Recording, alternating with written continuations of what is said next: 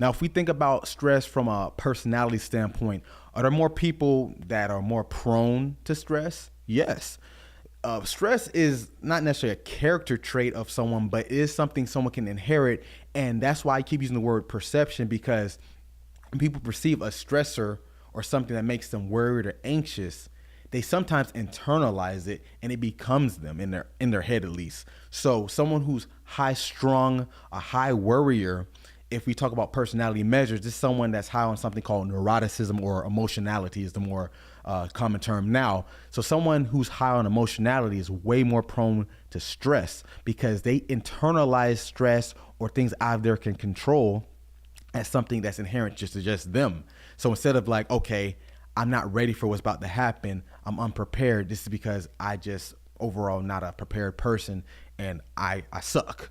But this is not the case sometimes. Sometimes you got to understand that things just not in your control and you aren't able to accommodate it. But basically, these people don't do that. They're worriers or anxious. They'll think that a dangerous storm is something they have to worry about, not because it's a dangerous storm, but because are they prepared enough?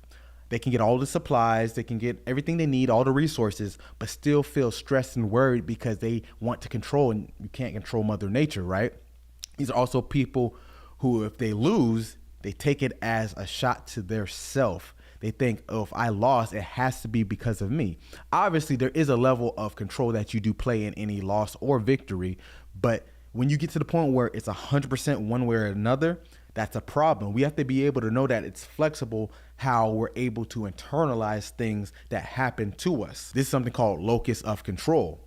Now, when we talk about locus of control in psychology, you think of like a spectrum. On one side is internal locus, on the other side it's external locus. You're always going to range on one side or the other because it's never 100% your control, but it's never 100% out of your control. So if you look at it as, okay, if I'm late for work, the internal side is, what time did you wake up? If you woke up at a very timely manner, an hour or so before you had to be to work, maybe it's not completely on you if you were late. Now let's look at the external. What was traffic like? If it was a traffic jam for 10 miles, stop and go, barely any movement, you can't do anything about that.